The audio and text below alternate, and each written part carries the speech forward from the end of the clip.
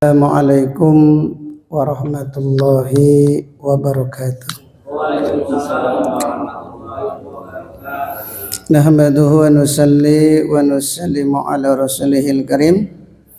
Allahumma la ilma lana illa ma 'allamtana innaka anta 'alamul ghuyub. Rabbi shrah li sadri wa yassir li amri wa hlul 'uqdatam min lisani yafqahu qawli. Al-Fatihah. A'udzu billahi minasyaitonir rajim. Bismillahirrahmanirrahim. Alhamdulillahirabbil alamin arrahmanir rahim maliki yaumiddin. Iyyaka na'budu wa iyyaka nasta'in ihdinas siratal mustaqim siratal ladzina an'amta 'alaihim ghairil maghdubi 'alaihim. Melanjutkan makalah yang kemarin, yaitu nasihat yang ke-27. Qala syair, telah berkata seorang ahli syair, bin Bahril Kamil, dari Bahar Kamil Al-Muzazzaw. Bahar ini ada 16 tidak salah. Itu diantaranya Bahar Tawil, Bahar Madid, Bahar Basit, dan seterusnya. Setiap bahar itu memiliki wajan yang berbeda-beda. Termasuk tala'al badru alaina maulaya salli wa sallim daiman abada. Itu macam-macam bahar. Nah, di sini Bahar Kamil. Yaman bidun yahustagol qad karhutulul amal awalam yazal fi qaflatin hatta dana minhul ajal al-mautu ya'ti baktatan wal qabru sundukul amal isbir ala ahwaliha la mautala illa bil ajal. Yaman bidun yahul istagola. Yaman wahai manusia, bidun yahu istagola, telah disibukkan oleh dunia. Wahai manusia yang telah disibukkan oleh dunia. Qad garahu tululul amal, sungguh dunia itu telah menenggelamkan seseorang, yaitu dengan panjang angan-angan. Jadi orang itu saking banyaknya harta, biasanya tenggelam oleh harta itu sendiri, yaitu dengan panjangnya angan-angan, sehingga merasa umurnya itu masih panjang. Walaupun usianya 90 tahun, kalau banyak harta itu biasanya merasa masih panjang. Angannya tuh panjang banget. Masih ingin mau beli pesawat, masih mau ingin beli kapal, masih ingin bangun gedung. Padahal usia 90. Jadi walaupun usianya bahkan 100 tahun sekalipun, belum menjamin orang itu ingat mati. Itulah dunia yang menjadikan orang itu sibuk dalam hartanya, sehingga sampai menenggelamkan seseorang itu dengan panjangnya angan-angan. Awalam yazal fi ghaflatin, yang tidak hentinya orang fi ghaflatin, dalam kelalaian. Jadi orang kalau sudah tenggelam dalam harta itu jadi lalai. Itulah namanya gila dunia. Orang kalau sudah gila dunia, untuk dinasihati berat. Ya kecuali udah kena masalah baru taubat. Taubatnya itu kalau udah bangkrut biasanya gitu. Tapi biasanya pada umumnya orang itu kalau udah bergelimpang dalam harta itu lalai. Hatta dana minhul ajal, sehingga telah dekat dia terhadap yang namanya kematian ataupun ajal. Nggak sempat beramal, ya tenggelam dalam harta, tahu-tahu ajal telah datang. Ya karena panjangnya angan-angan, walaupun usianya sudah 100 tahun sekalipun, tidak sempat beramal karena sibuk dalam urusan dunia. Tahu-tahu ajal datang, dia sudah tidak sempat untuk beribadah kepada Allah. Al-mautu ya'ti baghtatan, sedangkan kematian datang baghtatan, secara mendadak, tiba-tiba. Jadi mati itu datang, tidak ngomong dulu. Begitu saat waktunya untuk meninggal dunia atau mati, ya saat itu juga dicabutnya nyawanya. Kalau dulu malaikat Israel itu menyerupai manusia, kalau dulu ya zaman-zaman Israeliat itu malaikat Israel masih menampakkan diri menyerupai seorang aki-aki yang sudah tua. Ya sama saja, ada seorang raja yang bangga dengan kerajaannya, dia bikin arak-arakan sepanjang jalan, menunjukkan kekayaannya, kehebatannya. Tahu-tahu datang seorang aki-aki di hadapan dia. Tiba-tiba kudanya langsung meringkik ketakutan. Kudanya tahu kalau yang di depan itu adalah malaikat Israel. Maka raja ini yang sombong bilang kepada aki-aki itu, aki-aki tua, minggir. Diam aja. Minggir, diam. Maka aki-aki tadi melotot ke wajah raja yang sombong tadi. Raja mulai rasa ketakutan. Jangan-jangan malaikat Israel. Turun, kata aki-aki tua. Sini saya bisikin, saya adalah malaikat Israel. Langsung raja tadi gemeteran, ya, minta izin waktunya sebentar saja untuk ketemu permaisuri. Oh, ora iso, ya, tapi bahasanya bukan ora iso, nggak bisa. Ini malaikat Israel bukan orang Jawa, ya malaikat nggak bisa. Sekarang waktunya mati. Akhirnya dicabutlah nyawanya seketika. Coba, hartanya semuanya ditinggalkan, permaisurinya nikah dengan laki-laki yang baru. Coba, apa yang disombongkan di dunia ini? Mau al-mautu ya'ti baghtatan, kematian itu datang secara tiba-tiba. Walaupun banyak hartanya, kalau sudah datangnya kematian, ya habislah. Makanya ada seorang yang sangat sombong membangun istana yang begitu sempurna. Kata raja tadi, saya ingin membangun satu istana yang tidak ada cacat sedikit pun. Pokoknya nyusun batanya sangat rapih, terus melester apa namanya, nyemen, namanya apa kalau ngaci, pokoknya ngacinya rapi, nggak ada yang gelombang sedikit pun. Pokoknya serba sempurna. Maka sekian tahun jadilah istana yang sangat sempurna, tidak ada cacat sedikit pun. Setelah istana itu sudah jadi, raja memerintahkan seluruh rakyatnya untuk melihat-lihat istana raja tadi. Setiap rakyat yang keluar dari pintu gerbang ditanya oleh raja, ada yang cacat nggak istana saya? Jawab rakyat, wahai raja, istana raja begitu sempurna, tidak ada yang cacat sedikit pun, sungguh sempurna. Setiap rakyat yang keluar dari pintu gerbang selalu ditanya oleh raja dan semuanya dengan jawaban yang sama. Tapi ada seorang yang sudah tua. Ketika dia ditanya, Tuan, bagaimana pendapat Anda tentang istana saya? Ada cacatnya enggak? Kata orang tua tadi, ada. Cacatnya 2 lagi, dan 2 itu besar. Maka raja ini kaget. Semua rakyat yang telah melihat keindahan istananya itu semuanya bilangnya itu sempurna, nggak ada cacatnya. Tapi dia sendiri yang bilang ada cacatnya. Ini ulama besar nih, walaupun udah tua, ulama besar yang bilang. Apa cacatnya yang 2 itu yang katanya besar? Maka ulama tadi menjawab, cacat yang pertama, bahwa istana ini lama-kelamaan akan hancur. Cacat yang kedua, pemilik istana ini akan mati. Ya, Maka raja tadi tanya, apakah ada istana yang tidak akan pernah hancur dan pemiliknya tidak akan pernah mati?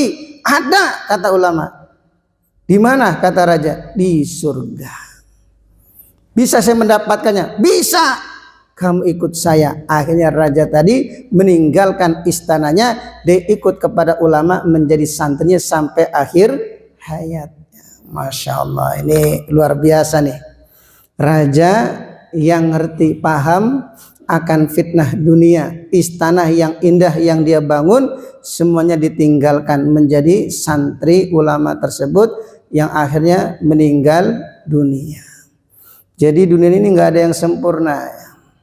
Ya sekaya-kayanya kita ya pasti mati. Punya istri cantik juga mati. Nggak, istilahnya nggak ada kalau istri cantik itu umurnya panjang. Orang kaya itu umurnya panjang, nggak ada. Mau kaya, mau miskin, mau punya istri cantik atau jelek ya kalau udah waktunya mati pasti mati. Jadi mati itu coba cacat ya, nggak ada yang sempurna di dunia ini. Sehebat apapun kita, sekaya apapun kita, tetap kita miliki cacat, yaitu yang namanya kematian. Wal kubru sundukul amal, sedangkan kubur adalah sunduk atau tempat yang menjadi petinya amal. Jadi petinya amal atau tempatnya yaitu menerima amal itu kubur. Isbir ala ahwaliha, oleh karena sabarlah kalian ala ahwaliha, atas kesusahan-kesusahan dunia. Ya, untuk sabar.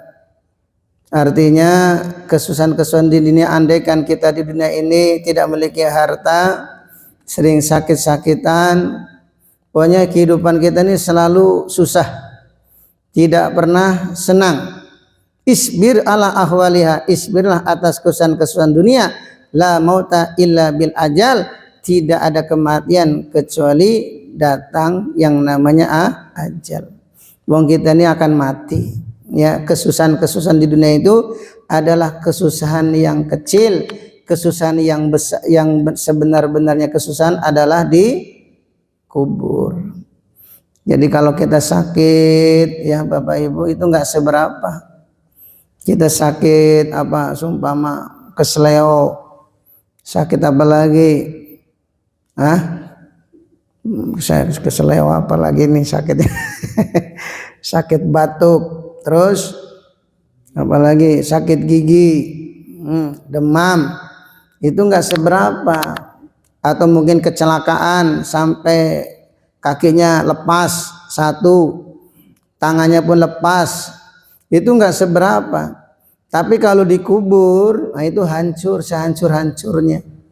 Dipalu kita itu oleh malaikat Mungkar dan Nakir, ya, nanti dibenamkan ke dalam sampai 30 meter, dikeluarkan lagi, dipalu lagi sampai datangnya hari kiamat. Bukan hanya kaki yang patah, tangan yang patah, tapi seluruh tubuh kita hancur.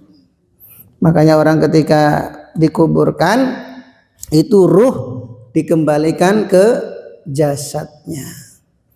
Ya, ini jasad orang beriman yang masih punya dosa. Kalau jasad orang kafir udah otomatis itu fisijen di dalam neraka, ya di bawah tanah, ya khusus memang ya apa langsung disiksa. Ini yang mendapatkan siksa kubur ini orang-orang beriman yang masih punya dosa. Kalau yang nggak punya utang, kalau orang yang punya utang itu nggak dikubur, ngambang antara langit dan bumi, gentayangan, bingung dia, karena masih punya utang. Masya Allah, susah, itu susah lagi itu. Coba lihat orang gentayangan tuh, nggak jelas, nggak punya keluarga, ini jelas kayak orang gelo. Ya itu nggak jelas tuh. Orang yang punya utang tuh ruhnya itu antara langit dan bumi, ya susah. Nah, jadi ngambang aja. Ini orang yang punya utang. Jadi kalau punya utang niat bayar, insya Allah ya, niat bayar. Nanti kalau sudah niat bayar, kemudian kita meninggal dunia, nanti Allah yang melunasi. Jadi nanti tetap dikubur, Allah jadikan kuburnya merupakan taman daripada taman-taman surga. Mudah-mudahan termasuk kita. Amin. Nah, ini ya. Maka kesusahan-kesusahan di dunia ini jangan dijadikan suatu masalah besar ya. Masalah besar itu ya dikubur. Pokoknya kalau sakit ya disyukuri, nggak punya pekerjaan disyukuri, terus nggak punya uang, nah nggak punya istri disyukurin. Jangan syukur ya. Ya jangan disyukurin, nggak boleh. Itu namanya ngejek itu. Syukurin. Ya jadi nggak punya istri ya bersyukur. Ya punya istri galak, jangan syukurin lagi. Syukur, ya. Syukur. Punya istri solehah, wah tambah syukur lah. Insyaallah ya, masya Allah. Warwa Ibnu Majah, diriwayatkan oleh Imam Ibnu Majah annahu sallallahu alaihi wasallam, bahwasanya baginda Nabi Muhammad sallallahu alaihi wasallam bersabda, man kanat niyatuhul akhirah, barang siapa yang menjadikan niatnya adalah untuk akhirat, ja'amallahu lahu syamlahu, maka Allah akan mengumpulkan yaitu urusannya. Maksudnya kehidupannya tuh nggak morak-marik, punya anak tuh mudah diatur, punya mantunya tuh baik, punya pekerjaan layak, punya cucu juga sama. Ya, ini namanya kehidupannya itu tertata, tidak morak-marik. Kalau orang itu dari awalnya itu niatnya untuk akhirat, kerja pun niatnya untuk akhirat. Insyaallah ya. Kerja kalau niatnya untuk akhirat, tandanya apa? Ya tandanya waktu sholat ya dia tinggalkan untuk sementara, menunaikan sholat berjamaah. Tapi kalau kerja kok niatnya akhirat tapi waktunya adzan masih kerja, nah ini namanya pura-pura itu. Pura-pura niat untuk akhirat. Nah kalau orang niat apa saja untuk akhirat, Allah jadikan, Allah kumpulkan untuknya itu urusannya jadi tertata. Jadi Allah kumpulkan urusannya, artinya kehidupannya itu selalu lempeng, ya tidak morak-marik. Ada orang tuh punya keluarga, anaknya dicerai atau mantunya kurang ajar kan gitu. Macam-macam kehidupan. Itu diantaranya dari awal niatnya. Dari awal niat ketika nikah ini bukan karena Allah. Kalau betul-betul niatnya karena Allah, insya Allah kehidupannya itu akan diperbaiki oleh Allah Subhanahu wa taala. Wa ja'ala ginahu, kemudian Allah jadikan rasa kaya fi qalbihi, di dalam hatinya. Wa atathud dunya ragimatan, dan dunia akan datang kepadanya ragimah, dengan hina. Jadi kalau kita betul-betul niatnya untuk akhirat, ibadah pun ya betul-betul lillah karena Allah, kerja supaya bisa berbagi bukan untuk pamer. Kalau gaji dapat hasil yang banyak bukan niatnya untuk pamer, mau bangun rumah supaya orang tahu kalau sini orang kaya, bukan, tapi niatnya untuk akhirat, untuk menerima tamu. Kalau punya mobil niatnya untuk nolong orang, kalau punya harta niatnya untuk berbagi. Ya seperti kehidupan para kiai-kiai itu loh. Ya, maka dunia pun datang dengan rogimah, dengan hina, nawarkan. Ya, kayak Temboro tuh. Ya, pengusaha seorang wanita yang hafidhah dari Yaman. Itu cuma apa itu? Pengusaha arang. Arangnya dari Indonesia, dijualnya kemana? Ke luar negeri. Jualnya itu berkontainer-kontainer, datang ke Temboro menawarkan, ya kalau diizinkan mau bantu untuk Temboro, coba miliaran dibantu. Namanya datang ya memaksa supaya bantuannya itu diterima. Yang pengusahanya hafidhah, wanita yang hafiz Al-Quran, berarti betul-betul halal. Ya, nggak sembarangan ini. Ini satu contoh ya.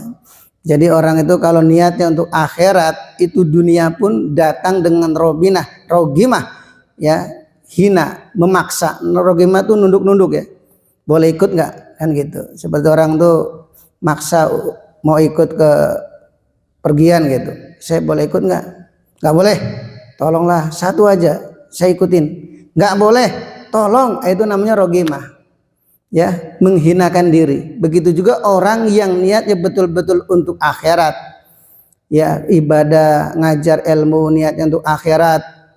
Maka ini yang namanya dunia akan datang dengan rogimah. Ya, contohnya para ulama-ulama itu.